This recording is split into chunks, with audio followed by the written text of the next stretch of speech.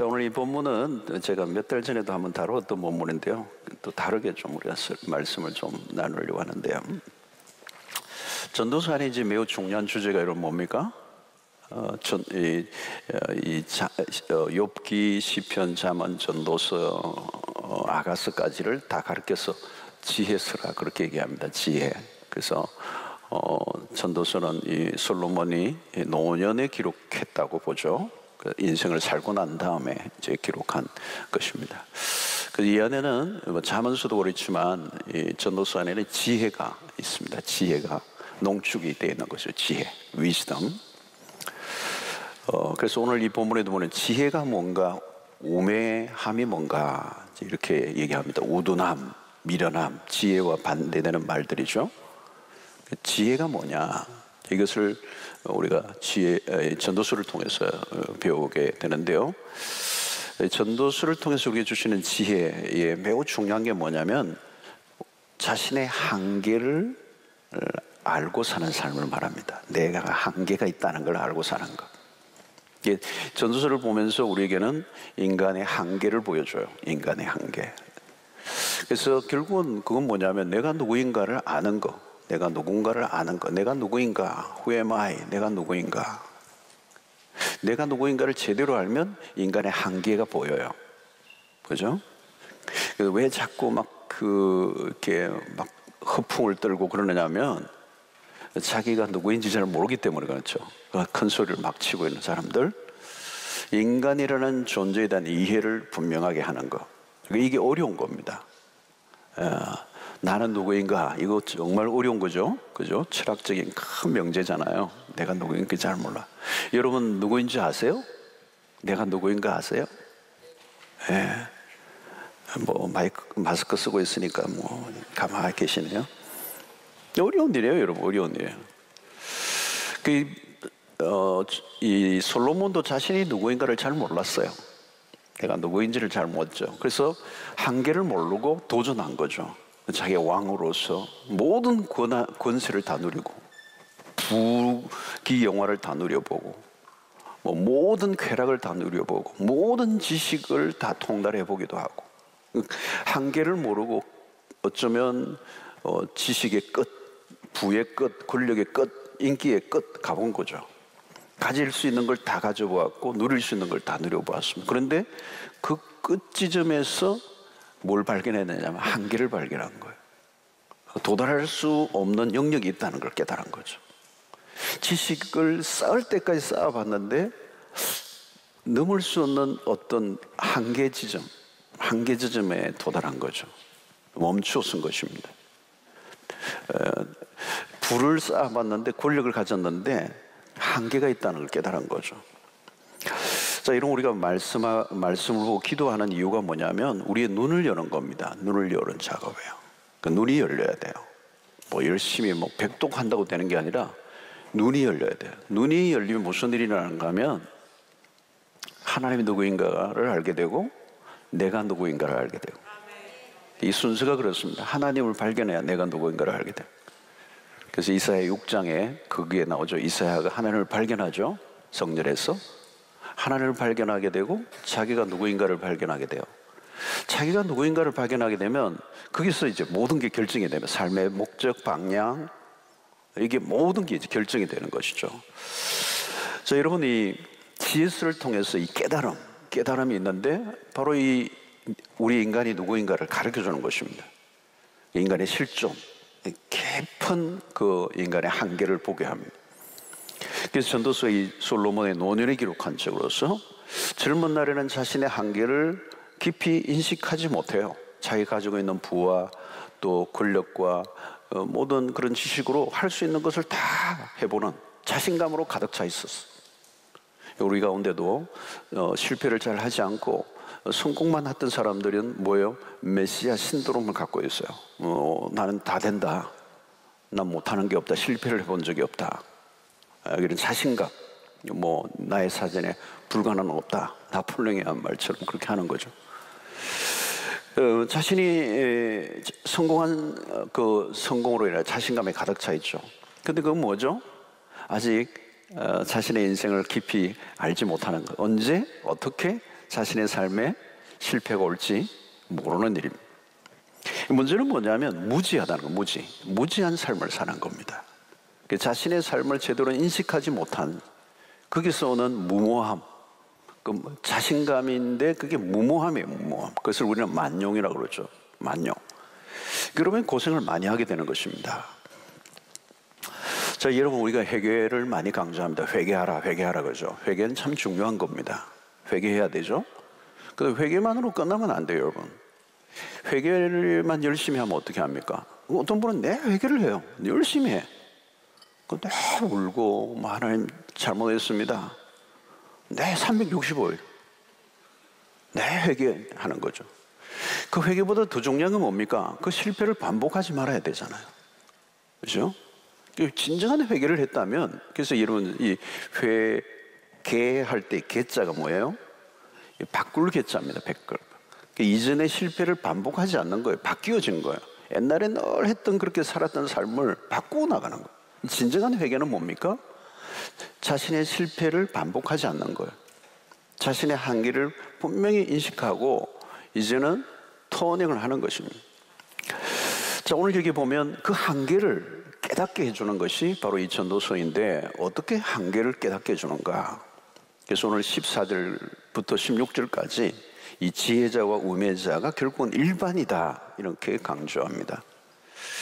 지혜를 가지고 있는 사람이나 우매함이나 지나고 나면 다 똑같아, 이렇게 얘기를 해요. 이게 무슨 의미입니까? 이 말은 뭐냐면, 아무리 대단한 지혜라도 절대적이지 않고 영원한 것이 아니다는, 그 이유가 있는데, 그 이유가 바로 죽음 때문이라는 거. 이 반복되는 구절이 오늘 이 본문 속에 뭐가 있느냐면, 지혜자의 죽음이 우매자의 죽음과 일반이라. 이 말은 지혜가 있는 사람이나 이런 우매한 사람이나 다 죽는다는 겁니다. 죽음을 지금 얘기하려고 하는 거예요. 죽음은 지혜를 가지고 있는 사람이나 우매한 사람이나 모든 것을 다 끝내버리는, 무너뜨려버리는 것으로 만든다는 거예요. 그래서 이 전도서에서 전체적으로 깔려져 있는 메시지의 핵심 중에 하나는 뭐냐면, 인간의 죽음을 말합니다. 솔로몬이 그 얘기를 하는 거죠. 죽음에 대한 깊은 인식을 하고 있다. 지혜를 가지고 있는 사람은 뭐예요? 인생의 끝이 온다는 것을 그냥 아는 정도가 아니고 깊이 뼛속까지 새기고 살아가고 있는 거예요. 그냥 한번 그냥 죽는다라고 하는 일반론적인 이해를 하고 있는 게 아니라, 그 죽음, 그 끝이 온다라고 하는 엔타임이 있다는 것을 처절하게 인식하고 살아가는 거예요. 그게 이제 지혜, 죽음에 대한 깊은 인식이에요. 그래서 지혜로운 삶을 살아가는 비결이 뭐냐면, 죽음을 언제나 염두에 두고 살아가야 된다. 그게 여러분, 죽음에 대한 우리의 태도, 인식이 중요하다는 거예요. 죽음이 뭐죠, 여러분? 인간의 한계선이에요, 한계선. 한계선이에요. 내가 아무리 더 하고 싶어도 죽음이 오면 안 되는 거예요. 내가 더 살고 싶고 더 이루고 싶은 일이 아무리 많아도 하나님이 넌 거기까지야. 선을 딱 끊어놓으면 거기서 끝인 거예요. 넌 거기까지야. 근데 그게 30세가 될 수도 있고 40세가 될 수도 있고 50세가 될 수도 있고 60세가 될 수도 있고, 아무도 모르는 거예요. 학교 종이 땅 치면 집으로 가야 돼요. 수업이 끝나고 집으로 가야 되는 거예요. 종을 땅 치면. 근데 그 죽음이 언제일지 모른다는 거예요. 근데 전도서는 뭘 얘기하죠? 그것이 그날이 내일이 될 수도 있다라고 하는 거예요. 그래서 우리의 삶은 한 발은 우리가 살고 있지만 한 발은 죽음의 쪽에 내딛고 있다는 거예요. 내딛고 있다는 거. 이 인식을 지금 갖고 살아가는 거예요. 이 한계를 인식하고 살아가는 거예요.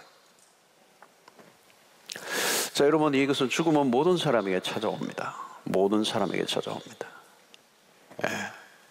동일해요. 동일하다. 세상에 차별이 많지만 진짜 차별이 없는 게 하나 있어요. 죽음은 차별이 없어. 성공한 사람도 실패한 사람, 죽음은 쌓아놓은 모든 것을 빼앗아 가죠. 그래서 그런 면에서 지혜자나 우배자나 다 공평하게 이루어진다는 거예요. 자, 근데 문제는 뭐냐면 이 죽음은 모든 것을 무의미하게 만든다는 거예요. 전도서의 핵심적인 주제가 무의미라는 단어입니다. meaningless라는 단어죠. 이것을 히브리어 단어로는 헤벨이라는 단어예요. 헤벨. 한번 여러분 따라서 해볼까요? 헤벨. 여러분은 지금 히브리어를 하고 계세요. 수준 높은 의미죠. 이 헤벨이라고 하는 단어는 무의미라는 의미인데, 이 무의미라는 의미인데 이 안에는 여러 가지 뜻이 있어요. 숨, 우리가 숨을 쉰다 할 때, 그죠? 숨 쉬는 거, 호흡, 이것도 헤벨이에요. 그리고 바람, 이것도 헤벨이에요. 수증기, 이것도 헤벨이에요. 연기, 헤벨이에요. 자, 이런 게 다 무슨 뜻입니까? 다 무슨 공통점이 뭐죠? 훅 하면 사라지는 거예요. 연기, 수증기, 호흡, 숨, 안개, 조금 전에 안개, 그거 다 헤벨이에요, 헤벨. 그러니까 내가 아무리 붙잡고 있어도 어느 순간 연기처럼 사라져. 예, 연기처럼 사라져. 그러니까 여러분, 나는 굉장히 많은 걸 가지고 있다고 생각했는데, 나는 누구보다 젊다고 생각했는데, 어느 순간에 연기처럼, 수증기처럼, 안개처럼 휙 사라지는. 그때 뭘 느끼죠? 그때 사람들은 허무함을 느낀다는 거예요. 허무함을. 자, 여러분, 이 허무함이라는 이 단어를 쉽게 생각하고 넘어가면 안 돼요. 대단히 중요한 주제예요. 허무함. 자, 오늘 이 세상에 하나님을 알지 못하는 모든 세상의 사람들 안에 이게 공통점으로 갖고 있는 게 있어요. 이거예요. 허무함이에요. 예외가 없어요. 대단히 중요한 주제예요. 그러니까 인간은 아무리 돈을 많이 가지고 있어도, 아무리 내가 밥을 먹고 필요한 걸 다 가지고 있어도 허무함이 밀려오면 감당이 안 돼요. 감당이 안 돼요. 모든 게 흔들리는 거죠. 흔들리는 거예요. 이 허무함이 밀려오면 사실은 인생의 존재가 흔들리고 있는 거예요. 만족이 없어요. 만족이. 뭔가 구멍이 크게 뚫려져 있는 거. 뚫려져 있는 거. 뭔가를 하고는 있는데 사실은 본질적으로는 내가 무엇을 하고 있는지에 대해서 확신을 하지 못해요. 여러분, 인간은 그냥 기계처럼 돌아가는 게 아니에요. 돌아가지 않아요. 그 뭘 찾는 존재냐면 의미를 찾는 존재라는 거예요. 의미. 그러니까 의미가 있는가, 이게 중요합니다. 예. 의미가 없으면 힘이 빠져버려요. 하고 싶지가 않은 거죠. 의미가 없으니까 하고 싶지가 않은 거예요. 여러분, 사람이요, 아무리 힘들어도요, 의미가 있으면 새벽같이 일어나가지고 합니다, 그 일. 그런데 의미가 없으면요, 돈을 보따리로 쌓아줘도 못해요. 그 의미를 느끼지 못하니까 온몸에 빠지는 것이죠. 그 의미를 느끼지 못하면 뭡니까? 다른 말로 허무함을 느끼는 거예요. 허무해. 그 시지프의 신화에 있는 얘기와 딱 그것이죠. 그 의미 없이 계속 그 큰 바위를 산 위로 올렸다가 그냥 떨어뜨리고 다시 올리고, 이제 그게 최고의 고문인 거죠. 전혀 목적도 방향도 없는 반복 일상. 그래서 여기에 이 단어가 바로 오는 이 의미가 헤벨이라는 거, 무의미함이. 허무함이, 허무함. 꼭 그렇게 붙잡을 이유가 없는 것이죠. 다 안개와 같다는 거예요. 잠깐 보이다가 없어지는 안개와 같다. 숨을 한 번 쉬면 사라지는 것 같은 것들이라는 거죠. 여러분, 사람이 이제 중병에 걸려서 병원에 마지막 보낼 때 그 환자들을 보면요, 그 숨이 지금 우리가 하는 숨과 달라요. 굉장히 약해요. 간달간달하는 호흡이에요. 그 끝이 나는 호흡이죠. 그게 숨이 거두기 직전인 거죠. 우리의 삶이 그렇다는 거죠. 지금 실제적으로 우리의 삶이 살아가는 일반적인 많은 사람들이 뭐 젊고 활달하게 살아간다 하지만 그 인생은 그렇게 약한 신랄 같은 호흡과 같은 인생, 살짝 끝나면 끝이 나는 인생이라는 거예요. 자, 그런 의미에서 인생은 이 전도서에서 전체로 얘기하는 것은 인생은 짧다고 얘기합니다. 이 세상에 영속적인 게 없다는 겁니다. 여러분, 눈에 보이는 것을 보십시오. 모든 게 다 사라집니다. 어느 것도 어느 한순간에 휙 사라집니다. 잠언 31장 30절에 이런 말씀이 있습니다. 고운 것도 거짓되고 아름다운 것도 헛되나 오직 여호와를 경외하는 여자는 칭찬을 받을 것이다. 고운 것도 거짓되고 아름다운 것도 헛되다. 지금 우리가 자랑하고 있는 것이라 할지라도 그 자랑이 곧 무색해진다는 거예요. 뭐 몸매를 아무리 가꾸고 뭐 얼굴을 아무리 고쳐도 다 헛되다는 거예요. 헛되다. 몇 인치, 뭐 허리가 몇 인치 조금만 지나고서, 뭐 남자 친구들 막 식스팩 이게 막 빨래판 뭐 막 아무리 만들어도요, 며칠만 라면 먹고 자고 이러면 그냥 완팩이에요. 완팩. 식스팩은 금방 사라져버려요. 여러분, 잠깐 머물다가 사라져버린다는 거죠. 연기를 여러분 손에 한번 잡아보세요. 연기를 탁 잡아가지고 꽉 잡았어요. 이 연기. 근데 어떻게 해요? 금방 빠져나가요. 지금 솔로몬은 인생이 그렇다는 거죠. 죽음은 결국은 모두를 동일하게 만든다. 어떤 것도 영속적으로 가질 수 없기 때문에. 우리는 흑자를 남기려 하고 가능한 많이 쌓아올리고 하지만 죽음은 모든 것을 제로로 만든다는. 자, 그래서 솔로몬은 이제 그 죽음 이후를 지금 얘기하고 싶은 거죠. 18절을 보면 내가 해 아래서 내가 한 모든 수고를 미워하였노니 이는 내 뒤를 이을 이에게 남겨주게 됨이라. 자, 나는 죽고 내 뒤를 이을 이에게 남겨준다는 거죠. 그렇죠? 근데 그 남겨두었다 할지라도 그 다음 일을 우리는 알 수 없다는 거예요. 내 뒤에 어떤 일이 날지. 19절에 그 사람이 지혜자일지 우매자일지, 이렇게 바톤을 이어받은 자식이 어떤 일을, 그 회사를 바톤을 이어받은 후계자가 누구일지 알 수 없어요. 내가 해 아래서 내 지혜를 다하며 수고한 그 모든 결과를 그가 관리하는데 이것도 헛되도다. 누군가 잘 이어받아 잘 관리했다 할지라도 그게 헛되다. 21절에 어떤 사람은 그 지혜와 지식과 재주를 다하여 수고하였어도 그가 얻은 것을 수고하지 아니한 자에게 그의 몫으로 넘겨주니 이것도 헛된 것이며 큰 악이로다. 그러니까 받을 만한 가치가 없는 자에게 그것이 남겨지게 될 수도 있다는 거죠. 솔로몬의 생애가 그랬습니다. 그의 아들 르호보암이 이어받았죠. 솔로몬의 영광스러운 나라를 이어받았지만 르호보암이 그 나라를 두 동강으로 내고 맙니다. 남북이 갈리어지고 말죠. 자, 이런 것입니다. 바로 솔로몬의 영광이 금방 사라져버렸다. 여러분, 우리가 영광을 얘기할 때는 언제나 솔로몬을 얘기해요. 이 솔로몬의 영광이 뭐 그 꽃과 비교도 하고 그러잖아요. 솔로몬은 영광의 극치를 살았던 사람인데 그 영광이 한 세대에도 가서 오래 머물러 있지 못하고 끝이 나고 말았다는 것. 이 전도서가 그 솔로몬이 이 전도서에 그 얘기를 하는 것입니다. 자, 그러면 오늘 여기 24절에 또 다른 말씀하죠. 사람이 먹고 마시며 수고하는 가운데 심령으로 낙을 누리게 하는 것보다 나은 것이 없나니 내가 이것도 본즉 하나님의 손에서 나는 것이로다.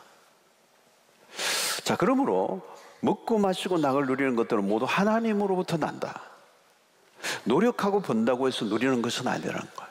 뭐 공부 잘하고 뭐 노력을 많이 하고 내가 많은 대가를 지불했기 때문에 좋은 것을 얻는 것도 아니에요. 여러분 모두가 다 땀을 흘려요.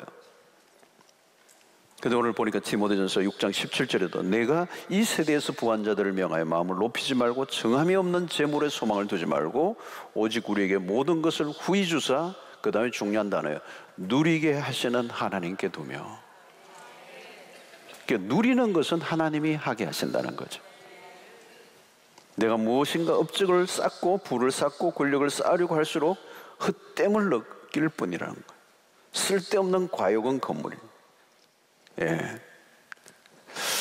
자, 여러분, 이제 오늘이라는 시간, 특별히 우리가 이 기독교의 성경적 관점에서 중요한 것은 이 시간, 오늘이라는 시간이라고 하는 개념이 매우 중요해요.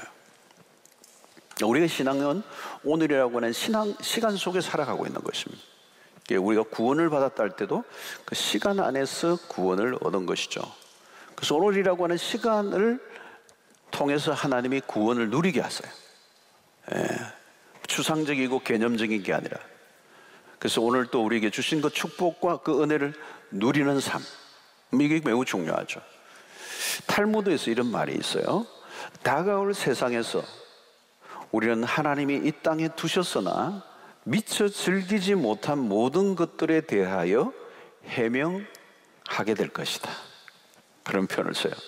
하나님이 주신 구원을 지금의 시간에 즐거워하고 누리라는 것이죠. 여러분, 생활 속에서 진짜 전도 잘하는 사람들은 누군가 하면은 천국을 현재적으로 누리는 사람들이에요. 지금 누리는 사람, 천국을 지금 누리는 사람. 현재의 삶을 제대로 누리지 못하는 사람은 오늘 지금 나의 하나님을 믿지 못하는 거예요. 그러니까 우리가 믿음이라고 하는 것은 장래에 일어날 일들에 대한 기대이기도 하지만 현재 살아계신 하나님을 믿고 살아가는 삶이에요. 지금 살아계신 하나님과 살아가는 그 삶이라면 오늘 또 그 하나님은 영원히 존재하실 뿐만 아니라 지금 이곳에 존재하고 계시고 오늘 일상 속에 나와 함께 하시고 있는 것을 구체적으로 경험하는 삶을 산다면 그 삶이 천국의 삶이 될 수 있다. 오늘도 여러분들이 오실 때도 주님과 함께 오셨고 갈 때도 주님의 손을 붙잡고 그 진리요 길이요 진리요 생명 되신 그 주님이 내 손 잡으라고 하시는 그 주님의 손을 붙잡고 돌아가면 돌아갈 때도 은혜가 될 것입니다. 여러분, 오늘 현재의 삶 속에서 기뻐하고 열심히 누려도 이 인생이 얼마 안 된다는 거예요. 얼마 안 된다는 거예요. 예. 아픈 날도 빼고 뭐 이런 날 빼고 저런 날 빼고 막 빼고 나면 그냥 하나님이 주신 이 시간, 이 구원의 날들을 누리지 못하는 거예요. 얼마나 빨리 지나가는지 몰라요, 여러분. 무엇보다도 우리 하나님의 인도가 아니면 참된 누림은 불가능합니다. 가졌다고 누리는 것도 아니고요. 예.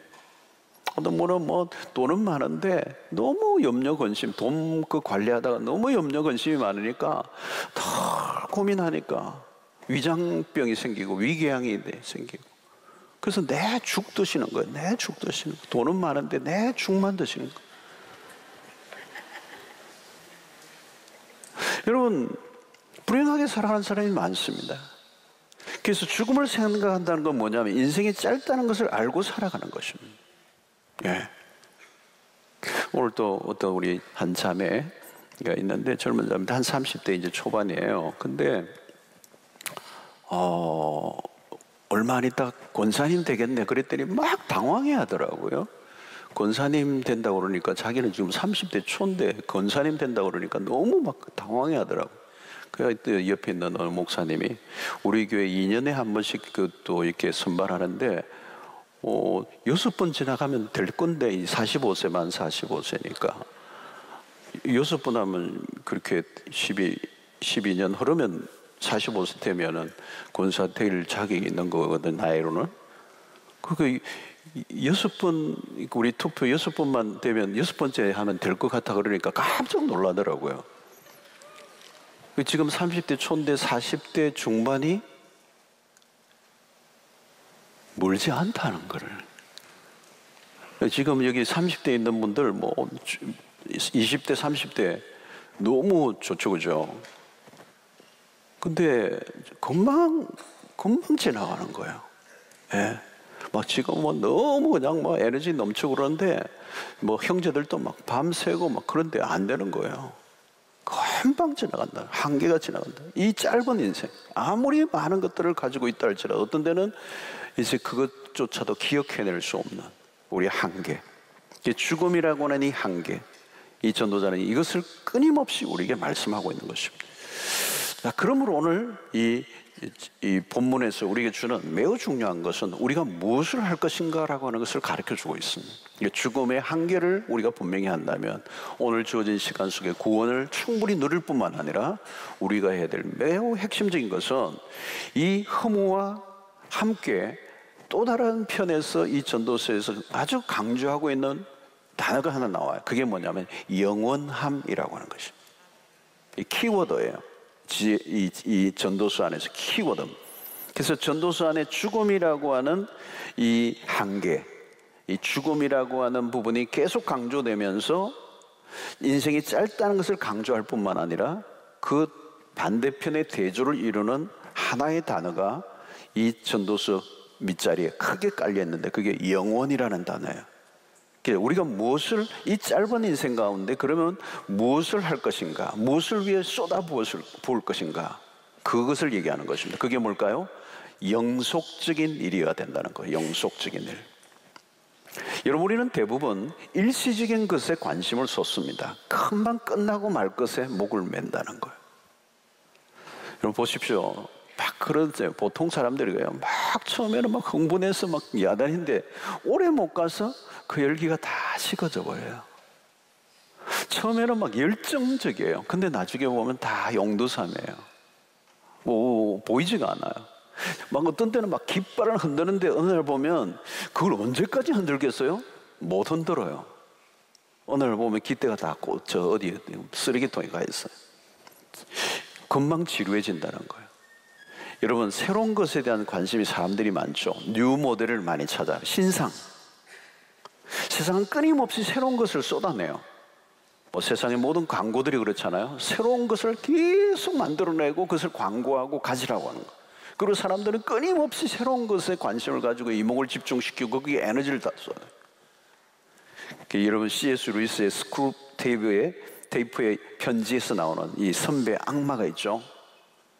선배 악마가 후배 악마인 이 윈 우드에게 그리스도인들이 하나님에게서 등을 돌리는 방법을 알려줘요. 그 선배 악마가 후배 악마에게 혼수를 떠는 거죠. 그리스도인들이 하나님에게 등을 돌릴 수 있는 방법이 있다. 그 방법이란 뭐냐? 새로운 것을 경험하려는 인간의 욕망을 이용하라는 거예요. 새로운 것을 경험하고 싶어하는 인간의 욕망을 잘 이용하면 하나님에게서 그 그리스도인들을 등을 돌리게 할 수 있다는 거예요. 여러분, 인간은 끊임없이 새로운 것을 경험하고 싶은 욕망을 가지고 있어요. 그래서 쉽게 권태를 느껴요. 새로운 것에 정신이 없어. 그런데 여러분, 새로운 것을 쫓아가다 보면 어디로 가야 되는지 몰라요. 그 사람들은 보면요, 돈을 벌면요, 다 어디 쏟는 거 보십시오. 여러분, 다 새로운 어떤 업그레이드한 거죠. 그죠? 신상품, 새로운 것을 참다가 그거 하다가 인생은 다 쏟는 거예요. 새로운 것만 나오면 아주 새로운 거네. 예, 뭐 그 다음 거 나온대 뭐 이러면서 줄 서가지고 기다리고 막 텐트 치고 밤새 그냥 기다리고.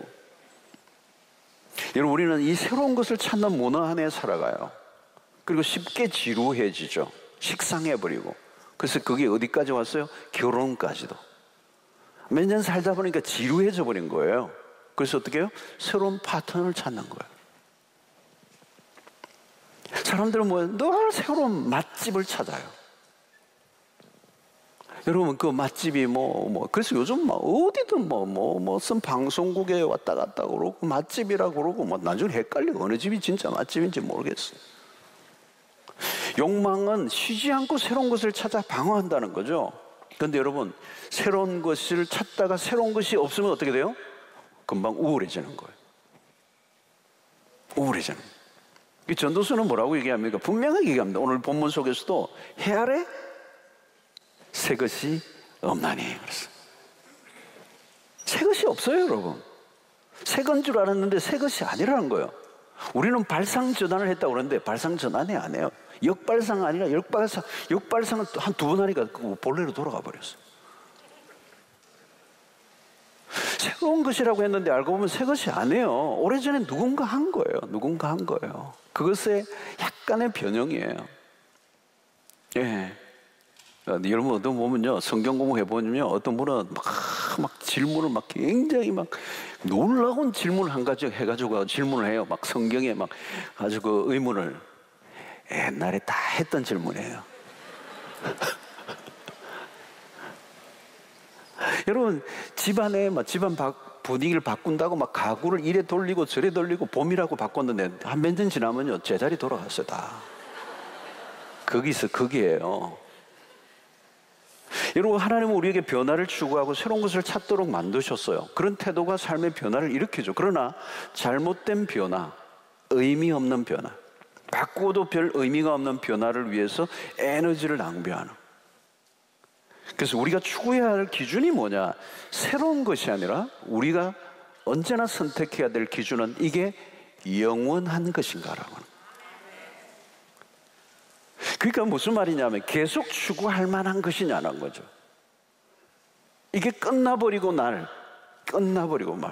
자기는 일평생 그 업적을 이루었는데 그 다음 대에 내려가면 아무것도 아닌 것으로 끝나버리는, 우매자의 손에 넘어가서 다 끝이 나버리고 많은 일들이 일어나.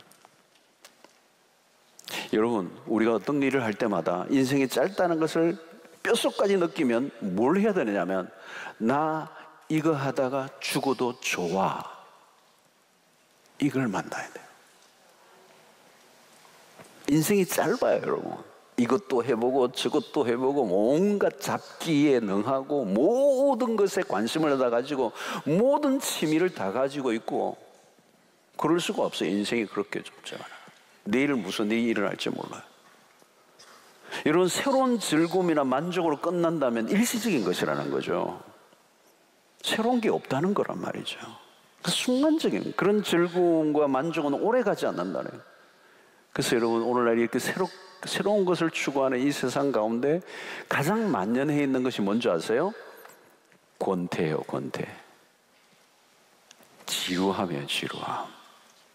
그 어느 시대보다도 그래서 요즘은 재미를 추구하는 시대예요. 왜요?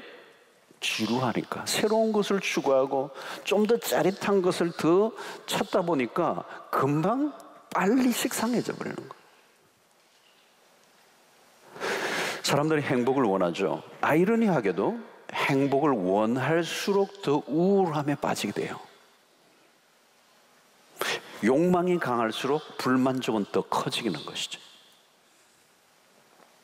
행복을 원한다고 주어지는 게 아닙니다. 많은 경우에 헛된 꿈으로 끝나죠. 죽도록 노력하지만 결국은 해벨, 흠으로 끝납니다. 진정한 행복은 뭘까요? 영원한 것을 쫓을 때, 영원한 가치를 쫓아갈 때 부수적으로 어느 날 나도 모르게 따라오고 있어요. 행복이. 영원한 가치예요. 영원을 추구해야 된다는 거죠. 자, 영원은 무엇일까요? 요한일서 2장 15절 17절 한 구절만 보면, 이 세상이나 세상에 있는 것들을 사랑하지 말라. 누구든지 세상을 사랑하면 아버지의 사랑이 그 안에 있지 아니하니, 이는 세상에 있는 모든 것이 육신의 정욕과 안목의 정욕과 이성의 자랑이니 다 아버지께로부터 온 것이 아니요 세상으로부터 온 것이라. 이 세상도 그 정욕도 지나가되 오직 하나님의 뜻을 행하는 자는 영원히 거하느니라. 아멘. 모든 게 다 지나간다는 거죠. 영원하지 않다는 거예요. 오직 하나님의 뜻을 행하는 자는 영원히 거한다. 그래서 여러분 성경을 전체적으로 통틀어 보면 하나님이 영원하신 분이시고 하나님의 말씀이 영원하고 그 말씀을 따라 살아가는 삶만 영원한 거예요. 그러니까 오늘 여기에는 뭐라고 그러니까 하나님의 뜻을 행하는 자는 영원히 거하는다. 이제 하나님의 뜻을 행하는 게 뭘까요, 여러분? 바로 그리스도가 그 아버지의 뜻에 집중하셨잖아요. 그 뜻은 십자가를 지는 것이고 그 십자가를 탄 인류의 구원이었습니다. 자, 그렇다면 오늘 우리에게도 동일해요. 그리스도가 이 세상에 오신 목적과 우리의 삶도 동일해요. 구원받은 우리를 통하여 그리스도의 십자가의 구원을 완성하는 일, 그 복음을 전하는 일이죠. 그래서 누가복음 15장에 세 가지 비유, 그 드라크마, 잃어버린 한 드라크마의 얘기, 그리고 한 마리 잃어버린 양의 얘기, 탕자의 비유를 통하여 동일하게 주시는 메시지는 잃어버린 자를 구원해내는 일.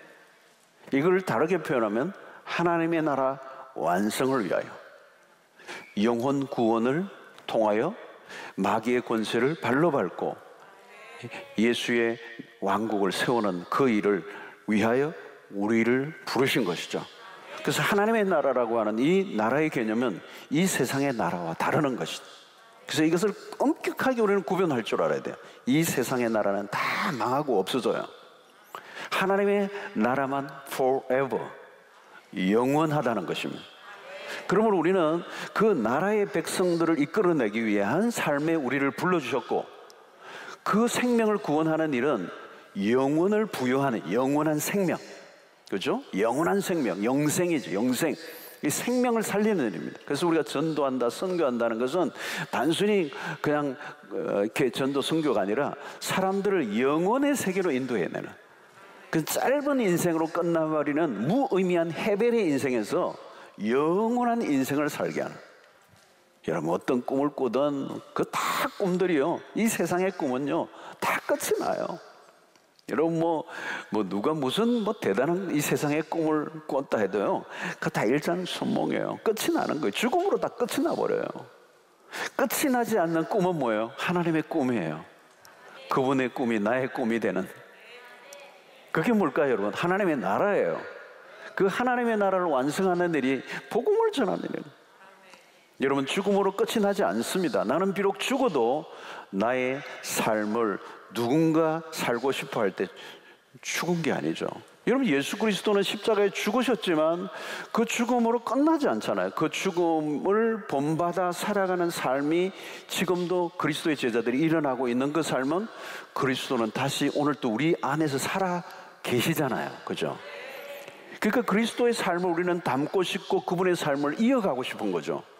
그것이 오늘 우리 안에서 부활의 삶으로 드러난 것이죠. 할렐루야. 그럼 오늘도 마찬가지입니다. 오늘도 우리가 살아가는 이 삶을 보면서 누군가 나도 그렇게 살고 싶어요, 그 도전을 받는 거잖아요. 그죠? 선교사님들의 그 삶을 보면서 나도 그렇게 선교의 삶을 살고 싶어요. 그래서 선교사들이 또 이렇게 교회에 섬기는 일꾼들이 일어나는 거. 그 뭐죠? 그 하나님의 나라의 가치와 의미를 발견한 것입니다. 세상의 꿈이 아니라. 이게 뭐죠? 지속 가능한 영속성. 다시 말하면 죽을 때라도 후회가 없는 삶. 누가 나를 어떻게 한다 할지라도 내가 흔들리지 않는. 여러분, 많은 사람들이요 그렇게 살아요. 나는 비록 이 짓을 하고 살지만 내 자식은 이렇게 살면 안 돼. 이렇게 살게 하고 싶지는 않아. 이런 분들이 계세요. 얼마나 정말 얼마나 안타까운 삶이에요, 여러분. 그죠? 오히려 그래요. 나는 평생 이 일을 하고 살았지만 내 자식 때는 더 이상 이렇게 하지 않았으면 좋겠어. 이렇게 살지 않았으면 좋겠어. 이거 기가 막힌 거예요, 여러분. 기가 막힌 거. 그때 여러분, 세상에 많은 일들이 그런 거예요. 자기의 삶을 자녀에게 물려주고 싶지 않고 다른 사람에게 물려주고 싶지 않고. 여러분, 이렇게 해야 돼요. 내가 살아보니 이것보다 더 나은 삶은 없는 것 같아. 예, 그 삶이에요. 너도 그렇게 살면 좋겠어. 집사님도 그렇게 살면 좋겠어. 형제가 그렇게 살기를 원해요. 내가 이렇게 살아보니. 바울 사도가 디모데에게 그 얘기를 하고 있는 거예요, 여러분. 그죠? 여러분, 이건 주급의 문제가 아니라 돈의 문제가 아니에요. 가치의 문제예요. 가치의 문제. 이것은 상대적 가치가 아니라 절대적 가치. 돈으로 할 수 있는 일들은 많아요, 여러분. 그러나 돈으로 가치를 만들어내지는 못해요. 근데 그 가치의 발생은 언제 일어납니까? 하나님을 만날 때. 이 유한한 허무한 인생으로 끝내버릴 수밖에 없는 이 인생에 영원하신 하나님을 우리가 만나면서 영원의 세계를 보게 된 것이죠. 그래서 은혜를 받는다는 말은 다르게 표현하면 하나님의 뜻을 발견하는 것이에요. 그 뜻은 영속적이라는 겁니다. 끝나버리는, 잠시 내 대에 끝나버리는 게 아니라 나 다음 세대, 그 다음 세대, 그 다음 세대 끊임없이 이어져 갈 일을 내가 붙잡고 있는 거죠. 그래서 내가 나에게 나의 삶을 허락하신 날들 동안에 내가 하고 내가 한 일을 기꺼이 또 다음 세대에게 넘겨줄 수 있는 이 자랑스러운 이 절대적 가치를 발견한 것은 하나님의 뜻밖에 없다는 것이죠. 그것이 구원의 역사고. 그래서 바울은 사도행전 20장 24절에 이렇게 얘기하죠. 내가 달려갈 길과 주 예수께 받은 사명, 곧 하나님의 은혜의 복음을 증언하는 일을 마치려 하면은 나의 생명조차 조금도 귀한 것으로 여기지 아니하노라. 자기의 생명을 바칠 만한 절대적 가치, 자기 생명도 생명의 가치와 맞바꿀 수 있는 것을 발견한 것이잖아요. 사랑하는 성도 여러분, 이것이 바울의 생사관이고, 바울은 하나님을, 그리스도를 만난 이후에 바로 이 하나님의 뜻을 발견한 것입니다. 그래서 달려갈 길, 주 예수께 받은 사명, 생명과 바꾸고 또 조금도 내가 후회함이 없는 삶을 그가 발견한 것이죠. 그래서 히브리서 11장에 나오는 믿음의 영웅들은 모두가 이 절대적 가치, 하나님의 나라, 영혼의 세계를 본 것입니다. 사랑하는 성도 여러분, 오늘 이 밤에 우리가 붙잡아야 될 것은 바로 이 허무한 이 헤벨의 인생에서 영원을 붙잡는 겁니다. 영속적인 일, 내가 지금 하고 있는 일이 영혼과 연결되어 있는가 하는 것입니다.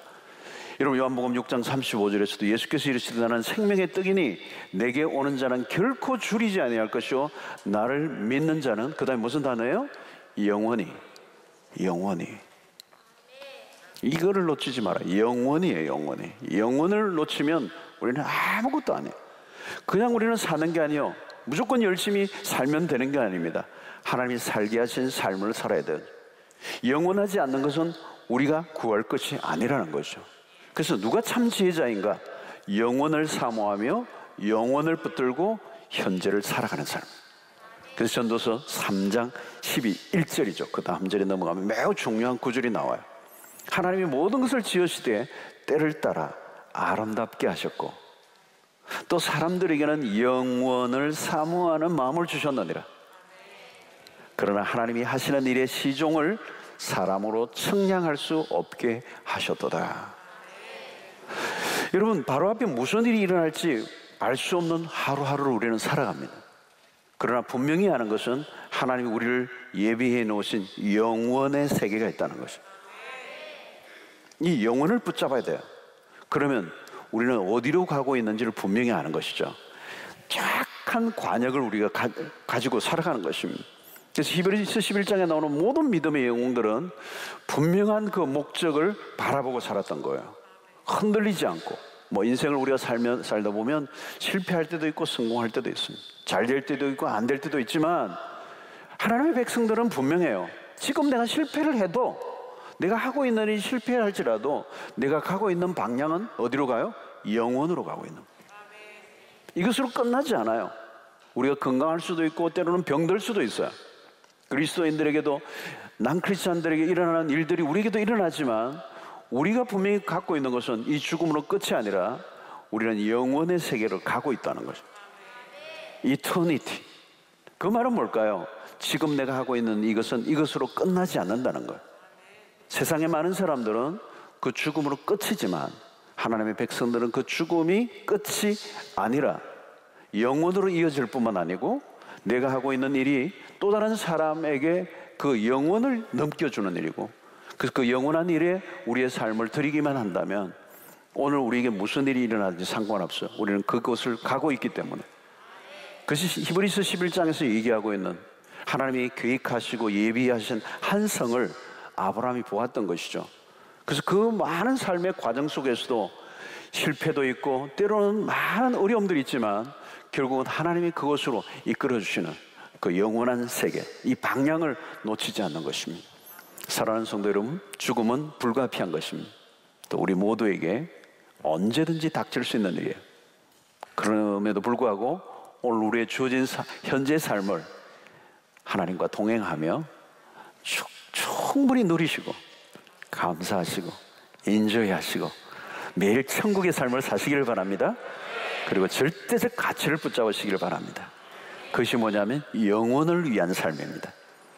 나는 이렇게 살아도 후회함이 없는 삶을 사는 것은 딱 하나밖에 없어요. 바로 영혼에 관련된 사역을 하는 것입니다. 구원을 위해서 살아가시는 것입니다. 복음을 전하는 것입니다. 사람을 살리는 일을 하시는 거예요. 영원이신 예수 그리스도를 사람들에게 소개해 주는 것입니다. 내가 주는 이 떡은 영원히 줄이지 않을 것이다. 그것은 예수 그리스도밖에 없는 것이죠. 그 예수 그리스도를 전가하며 살아가는 여러분들 되시기를 바랍니다.